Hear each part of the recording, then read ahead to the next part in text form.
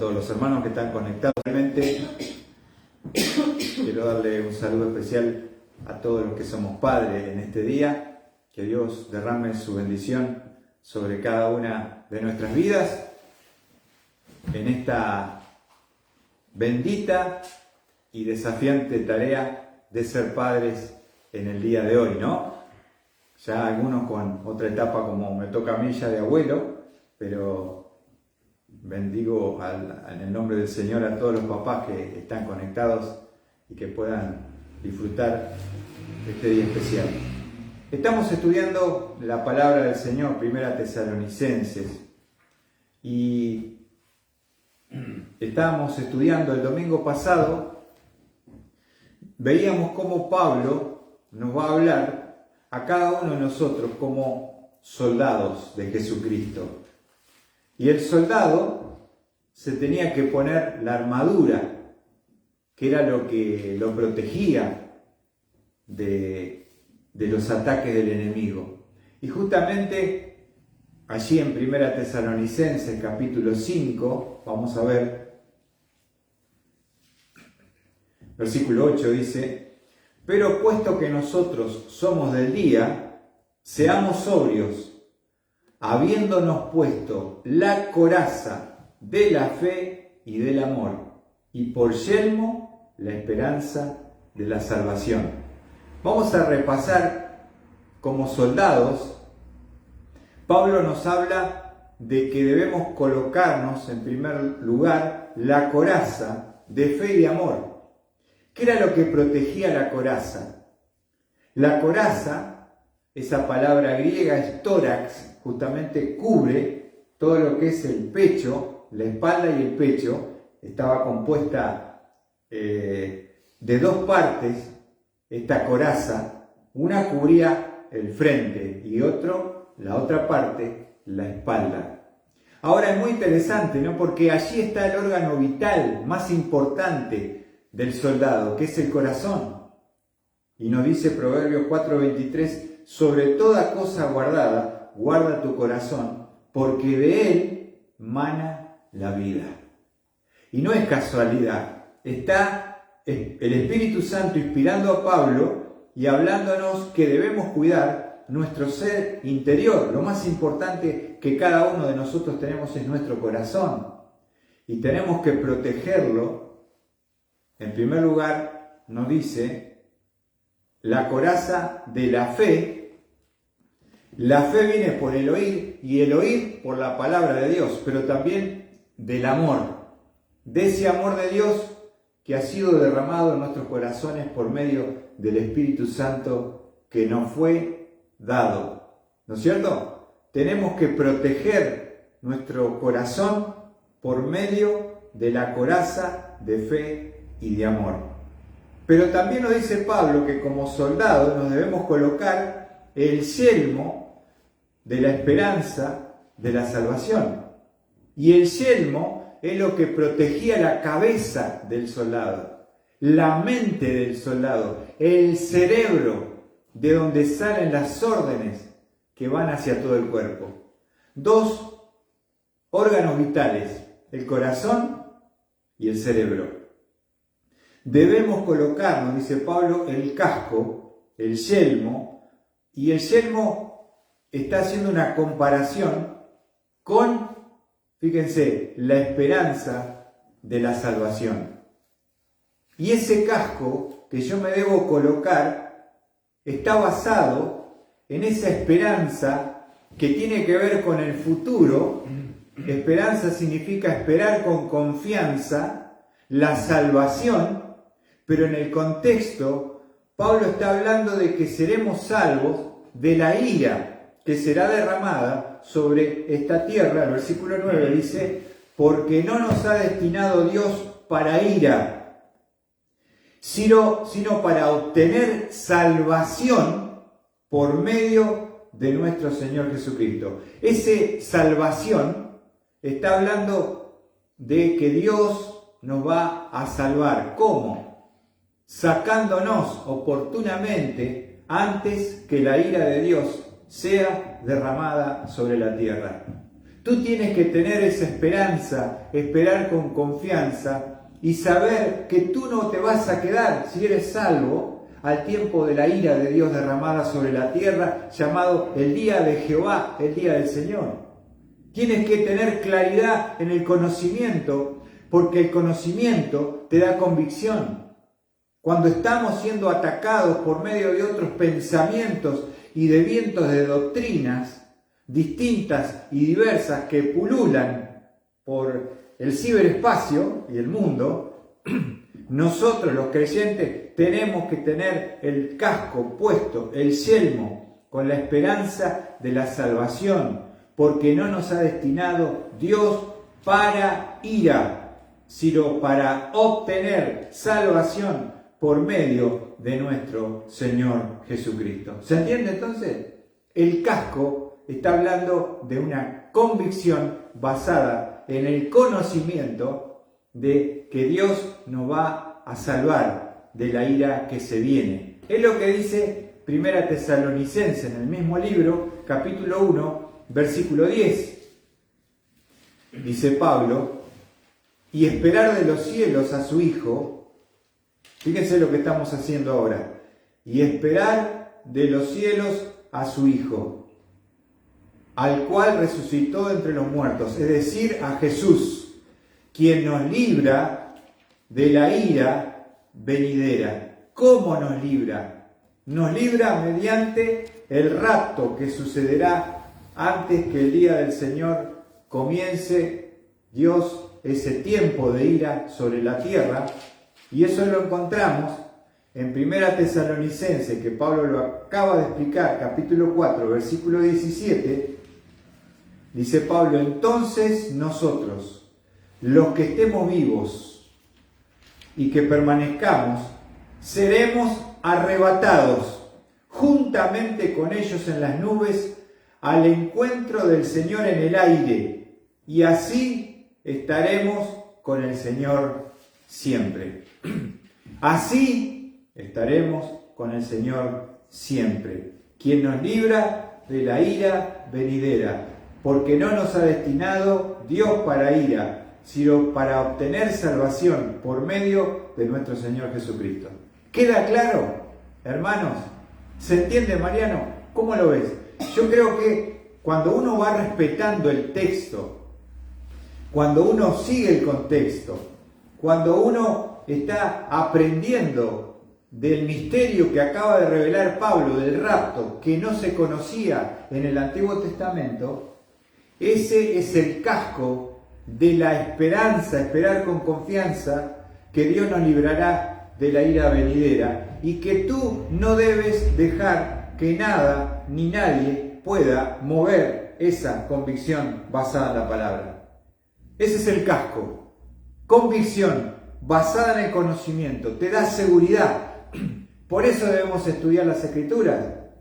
Porque anda un montón de cosas dando vuelta, pero que no tiene nada que ver con lo que enseña la palabra de Dios. Por eso la exposición de la palabra alumbra, hace sabio el sencillo. Y esto es maravilloso porque podemos disfrutar del conocimiento que nos da esperanza. Esperanza. Nos da esperanza.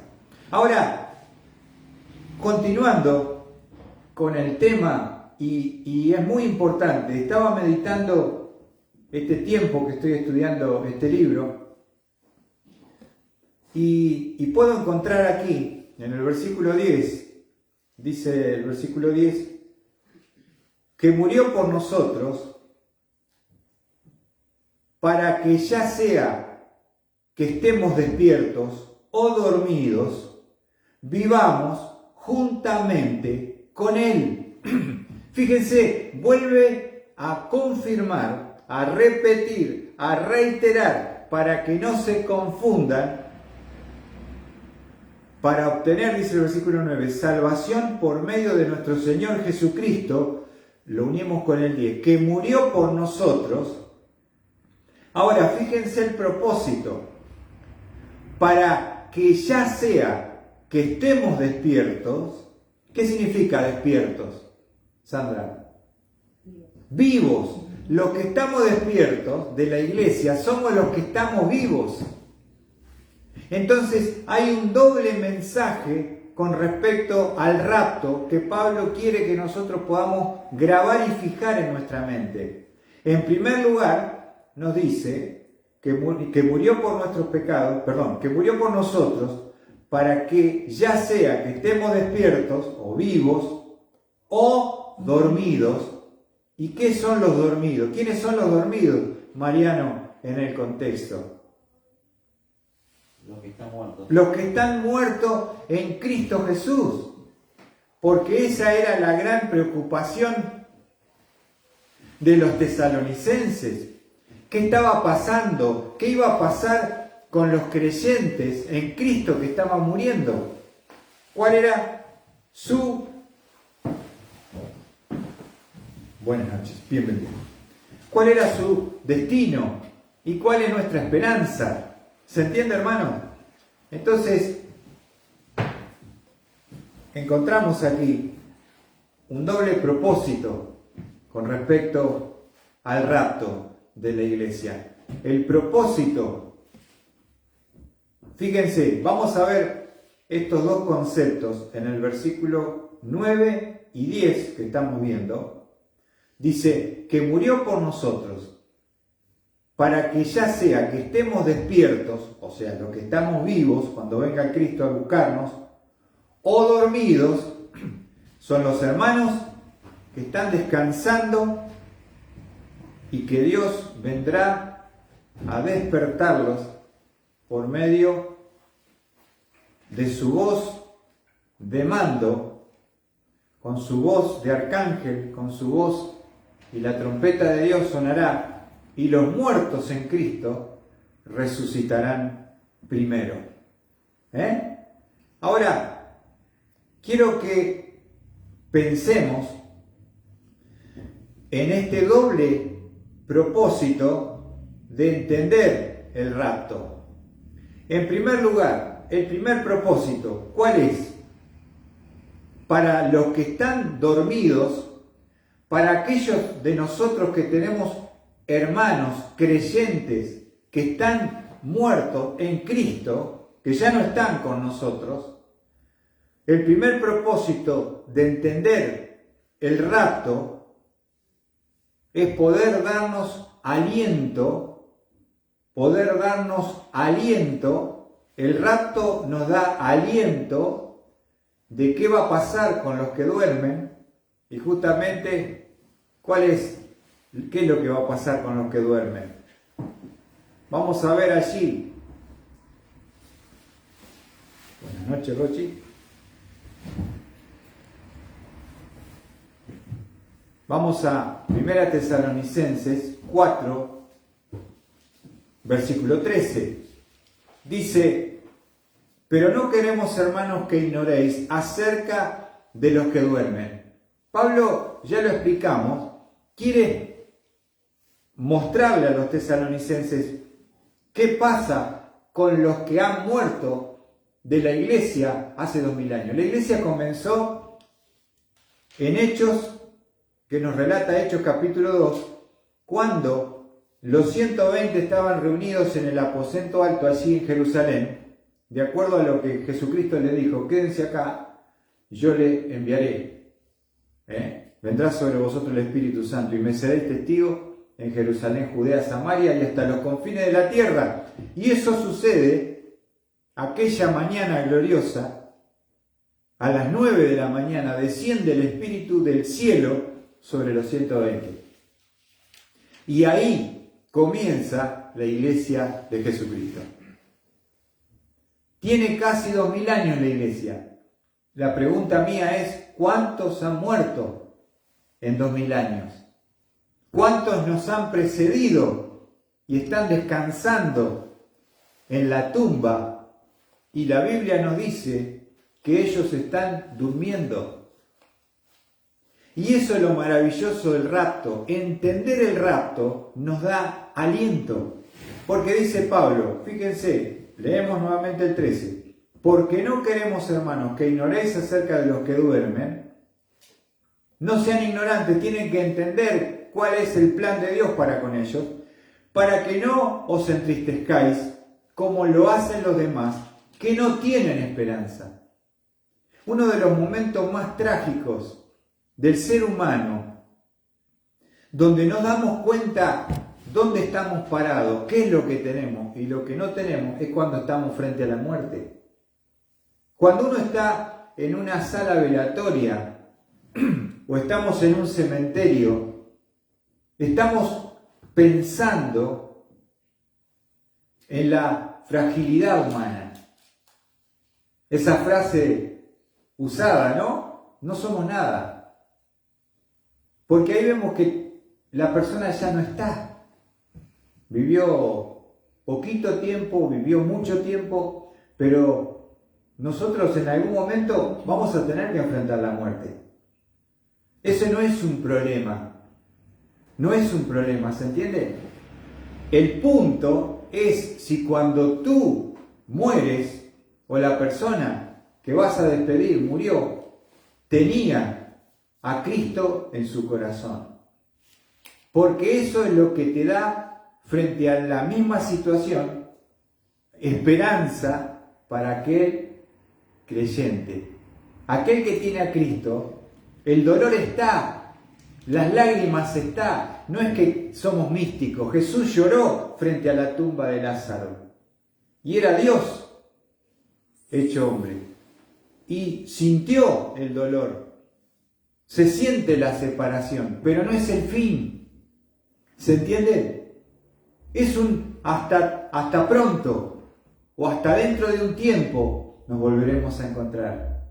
Eso es lo que produce el entender el rapto de la iglesia, porque Pablo dice, ustedes teniendo esta esperanza en lo que yo les voy a explicar, no van a estar entristecidos como el mundo que no tiene de qué aferrarse. Y uno ve la desesperación frente al cajón, frente a la muerte, frente a que nunca más va a ver a esa persona y se tira y grita de dolor.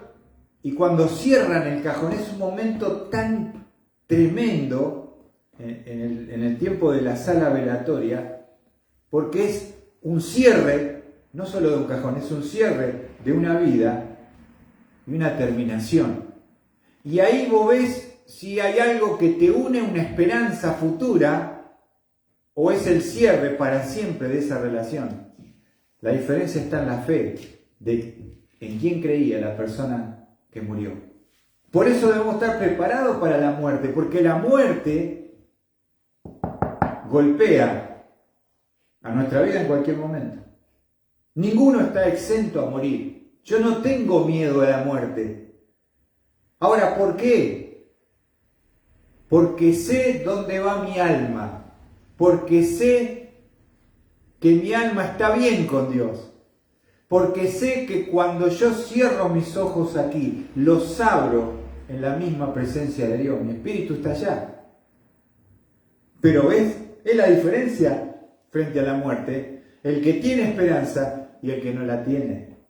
¿Se entiende, hermano querido? Por eso Pablo dice, esto es para que ustedes no se entristezcan como los demás, que no tienen esperanza. Y uno lo ve en la muerte, porque hay gente que es muy religiosa, que vive en la iglesia, que pone vela, que camina a Luján, que va para allá, pero ve la muerte y sufre una pérdida y se le terminó la vida. Me acuerdo de una mujer en Lima, era súper devota religiosa, vivía en la iglesia esa señora. Y el nieto, que tenía chiquito, 4 años, tenía un problema que necesitaba un trasplante de médula espinal, que solamente se hacía en Israel. Y en esa época yo viajaba en colectivo y me siento en el primer asiento y estaba la señora. Yo no sabía bien quién era. Usted me dice, ¿usted sabe? Dice, ¿quién soy yo? Le digo, no, yo soy la abuela de Santiaguito. Me dice.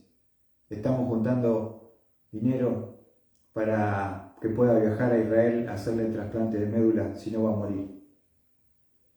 Y yo vi a esa mujer desesperada.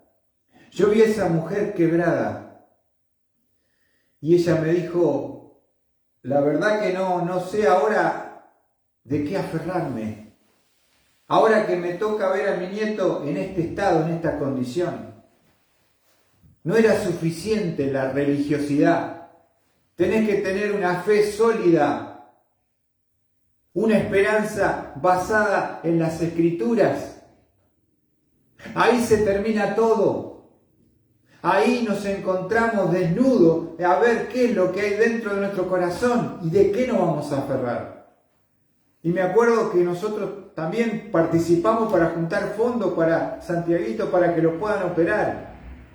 Hicimos ahí un torneo de vóley. La iglesia de Lima teníamos un equipo de vóley, nos invitaron, cobraron una entrada y pudimos juntar algo para colaborar para que lo pudieran operar. Y lo triste de la historia es porque cuando se juntó el dinero y estaba viajando a Israel, falleció en el camino.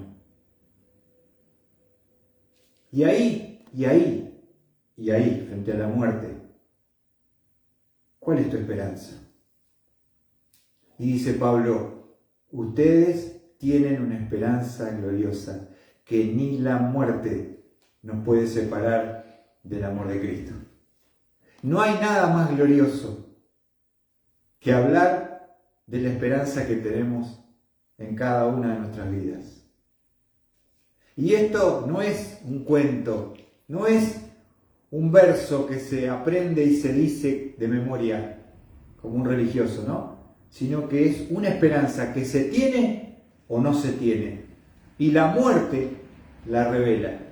Dice el versículo 14, porque si creemos que Jesús murió y resucitó, porque si creemos que Jesús murió y resucitó, así también Dios traerá con Él a los que durmieron en Jesús. Márcalo en tu Biblia. Así también Dios traerá con Él. No es el fin la muerte de los que están descansando en la tumba fría. Así también Dios traerá con Él a los que durmieron en Jesús. Esa es la diferencia. Si tú duermes en Jesús, Jesús te viene a despertar. Jesús te viene a levantar. Jesús te viene a resucitar con un cuerpo nuevo, glorioso, semejante al de Cristo. Y nunca más ese cuerpo tendrá que ver con la muerte, ni la degradación, ni la enfermedad. ¿Qué te parece? ¿Qué mensaje más glorioso te puedo compartir en esta noche? Por lo cual, o decimos esto por la palabra del Señor. ¿Viste lo que dice Pablo? Por lo cual o decimos esto por la palabra de Pablo, dice no, por la palabra del Señor, inspirado por el Espíritu Santo, que nosotros, los que estemos vivos y permanezcamos hasta la venida del Señor, no precederemos a los que durmieron. No hay privilegios, pues el Señor mismo descenderá del cielo. Observad cómo serán los pasos.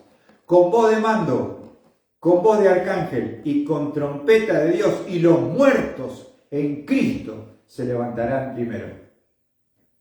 ¿Tú crees esto? ¿Tú crees esto? ¿Tú tienes fe suficiente para creerlo? Yo sé que volveré a ver a mi padre, que murió casi ya 9 años y medio que mi papá falleció. Y antes de partir, él pudo confiar en Cristo como su único y suficiente Salvador. Y cuando me tocó despedirlo en la sala velatoria, yo pude hablar de la esperanza que tengo con respecto a mi padre, que un día lo volveré a ver, que un día nos volveremos a encontrar, que un día nos volveremos a abrazar. Esa es la esperanza bendita y gloriosa, que no es el fin, es una separación temporal, no es un adiós, es un hasta pronto. Y ahí es fundamental entender el rapto, porque el rapto te da la esperanza de la bendita resurrección de aquellos que han muerto en Jesús, porque Dios los viene a levantar, a despertar, como lo hizo con Lázaro, y le dijo: Lázaro, ven fuera. Y salió Lázaro, atado los pies y las manos de la tumba fría. Ese es el bendito Evangelio. El mismo poder que levantó a Cristo de entre los muertos, el Espíritu de Dios, será el mismo Espíritu que levantará a todos los que duermen en Cristo en 2000 años de historia de la Iglesia. Ahora, fíjate lo que dice en el versículo 17. Entonces nosotros, los que estemos vivos y permanezcamos, seremos arrebatados juntamente con ellos. ¿Quiénes son ellos? Los que han resucitado. Seremos arrebatados juntamente con ellos en las nubes al encuentro del Señor en el aire. Observa, y así estaremos con el Señor siempre. ¿Qué sintió uno de la iglesia de Tesalónica después de leer esta palabra? Tenía una angustia, tenía una tristeza, porque no tenía esperanza, porque no tenía conocimiento. Y después de que Pablo, inspirado por el Espíritu Santo, les revela el rapto y les muestra los pasos que habrá con aquellos que están durmiendo en Cristo Jesús, dice versículo 18, este es el propósito del rapto para los que duermen. Por tanto, ¿qué dice? Confortaos unos a otros con estas palabras. Confortaos, alentaos unos a otros con estas palabras. Entonces, primer propósito del rapto, para los que duermen, producir aliento, esperanza, ánimo. La palabra alentar significa llamar al lado de uno para alentar, para consolar. ¿Entienden? Fíjense, se usa en Lucas 3:18.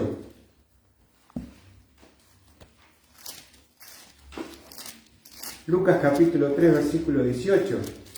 Está hablando de una profecía triste.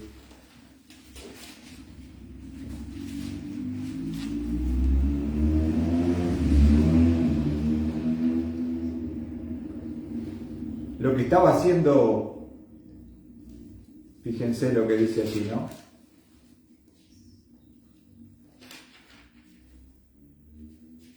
Lucas 3:18 dice: también con muchas otras exhortaciones Juan anunciaba las buenas nuevas al pueblo. Con mucho aliento y exhortación que hacía Juan, anunciaba las buenas nuevas al pueblo.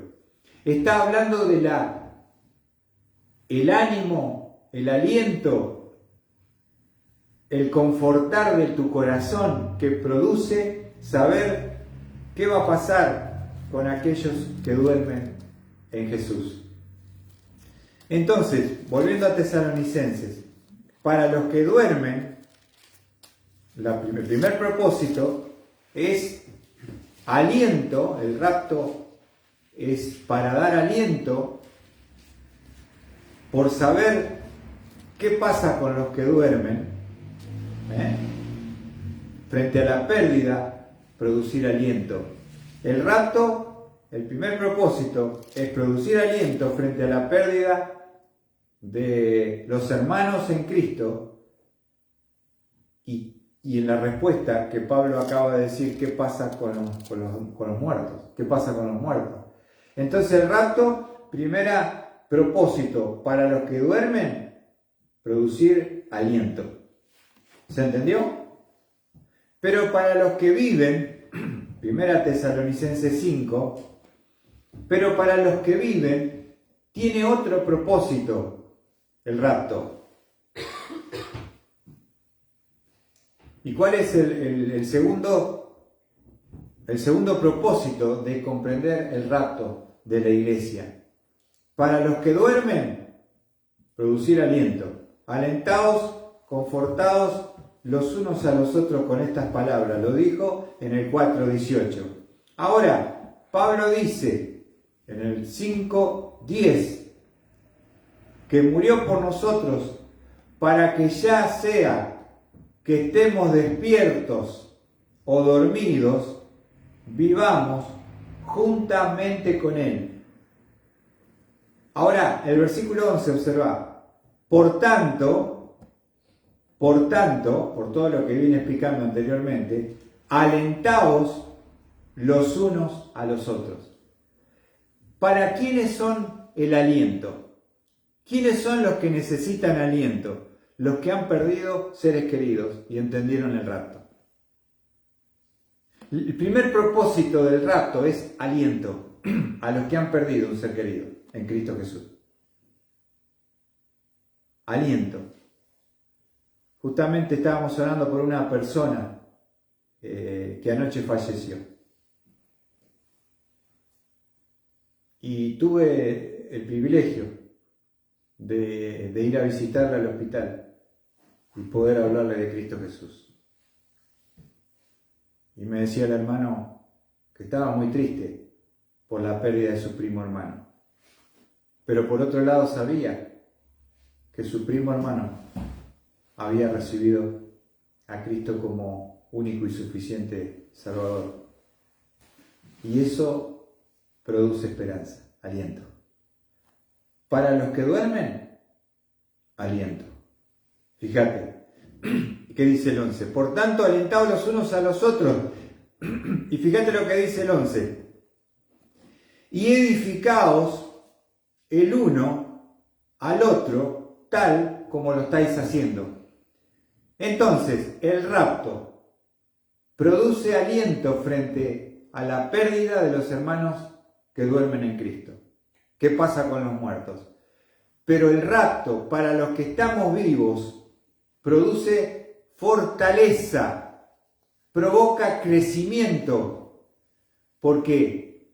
Porque tenemos la certeza de que el creyente en Cristo Jesús que está vivo no se va a quedar para el día del Señor, donde la ira de Dios será derramada sobre este planeta Tierra. ¿Se entiende? Aliento para los que duermen.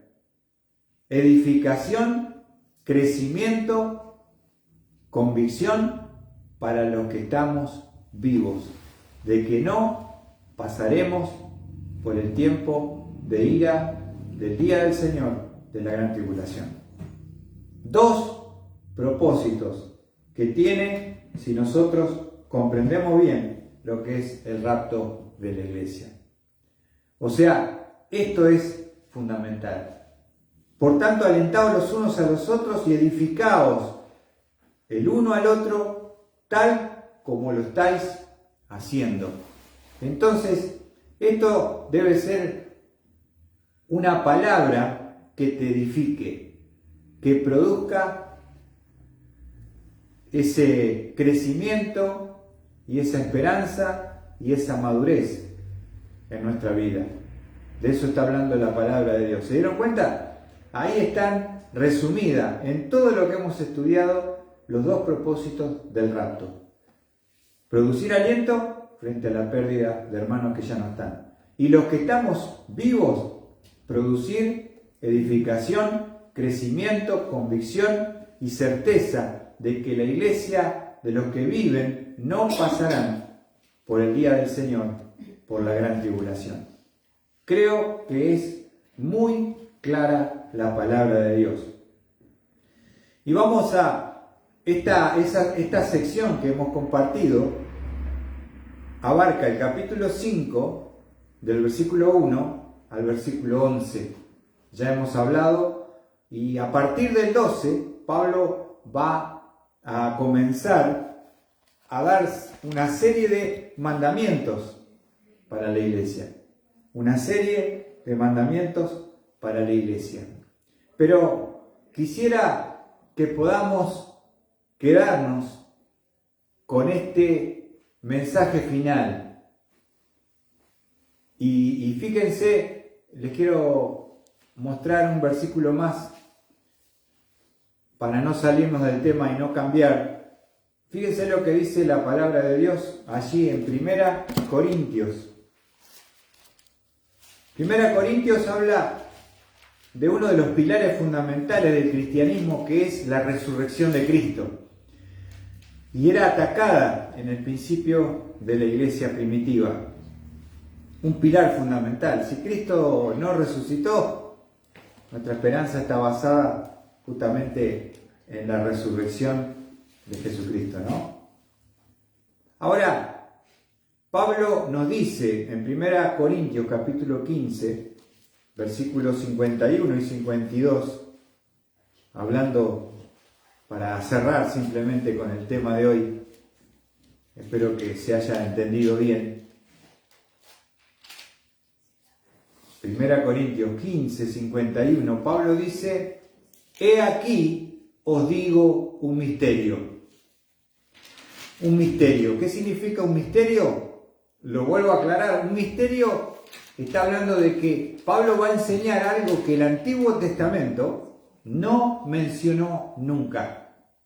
Por eso es un misterio, revelado, inspirado por el Espíritu Santo a Pablo, especialmente con respecto a la iglesia. ¿Y qué dice ese misterio? Hoy aquí os digo un misterio.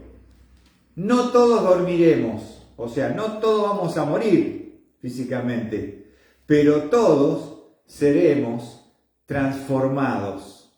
¿Qué te parece? Cuando venga el Señor al rapto, no todos están muertos, ¿no es cierto? ¿Sí? Hay muchos que murieron hace 2000 años, pero hay muchos que estamos vivos. Somos miles, millones en el mundo que tenemos a Cristo. Entonces Pablo dice, todos seremos transformados, mudados en otra persona, con un nuevo cuerpo glorificado como el de Cristo. Ahora, ¿cómo sucederá esto? Dice el 52. En un momento, en un abrir y cerrar de ojos, a la trompeta final, pues la trompeta sonará y los muertos resucitarán incorruptibles. Y nosotros seremos transformados. ¡Ja! ¿Qué te parece? Cuando Dios viene, esto es paralelo con Tesalonicenses 4, 13 al 18, 1 Corintios 15, 51, es paralelo a la otra porción. Y acá nos dice en qué tiempo se va a hacer todo esto. ¿En qué tiempo es? Fíjate, abrir y cerrar de ojos. Muy bien, Raquel, a ver. Ya ocurrió, ya está. Hiciste, pestañaste. En un pestañeo ocurre todo.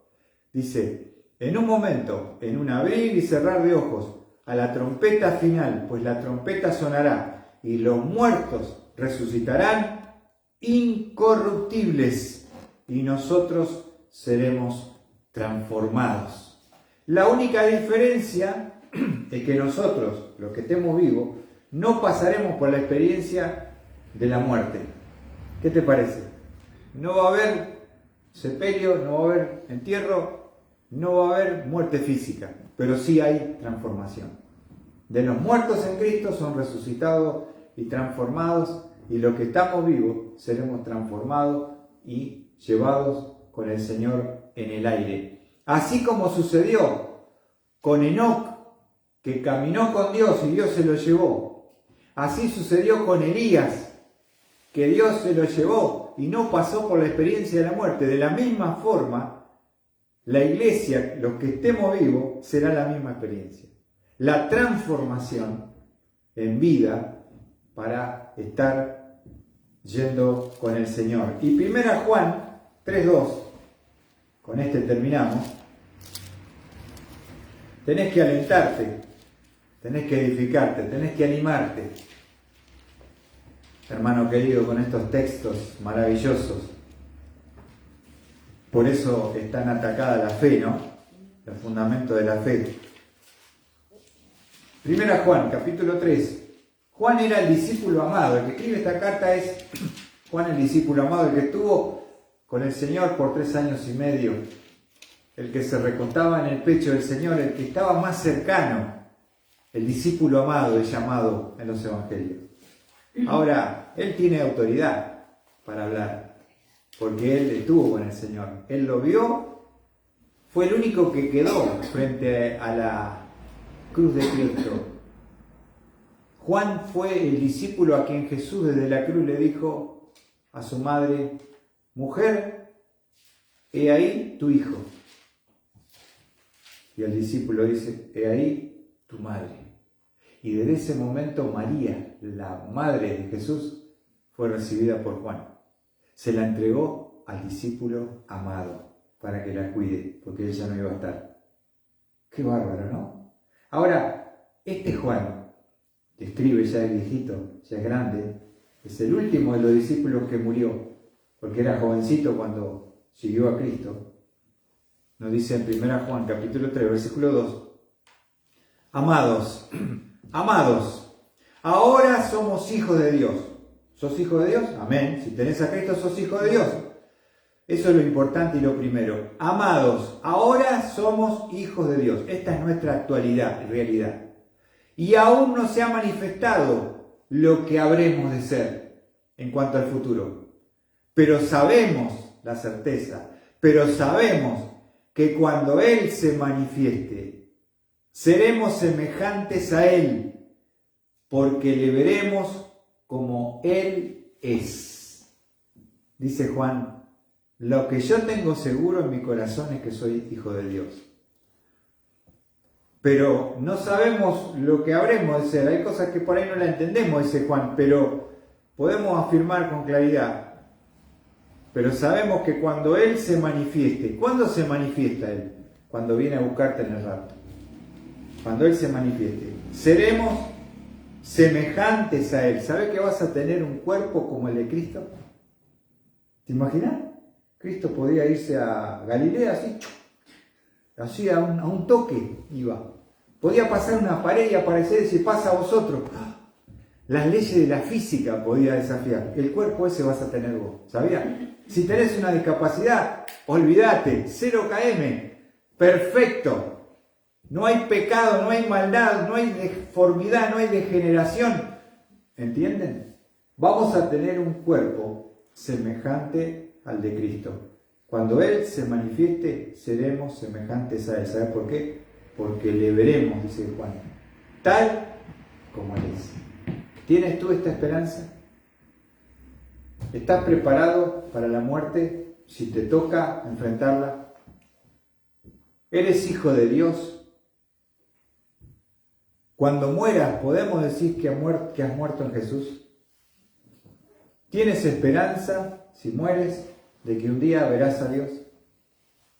Es fundamental arreglar nuestras cuentas mientras hay vida en esta tierra, porque una vez que uno muere en sus pecados, ya no podemos hacer nada. No hay misa, no hay plata, no hay sacrificio que te pueda sacar de la llama del infierno. Por eso es importante, cuando tú escuches la voz de Dios, arregla tus cuentas con Él. Está en paz con Él, porque si la muerte te aborda y no estás limpio tu corazón, y Cristo está dentro tuyo y te ha lavado con su sangre, te espera la condenación. Primero, la tribulación, porque nosotros nos vamos con Jesús. Pero si eso fuera poco, que es terrible, la tribulación en la tierra, serán juzgados los muertos después de morir. Y si no tenés una respuesta y un corazón limpio, Dios no te va a permitir entrar a su presencia. Por eso cantábamos al principio: cuando allá se pase lista, yo estaré. Esa es mi esperanza gloriosa y bendita. Ni la muerte me puede separar del amor de Cristo. ¿Tú tienes esa esperanza? Ojalá que puedas decir: la tengo, pastor. Amén. Yo tengo a Cristo en mi corazón.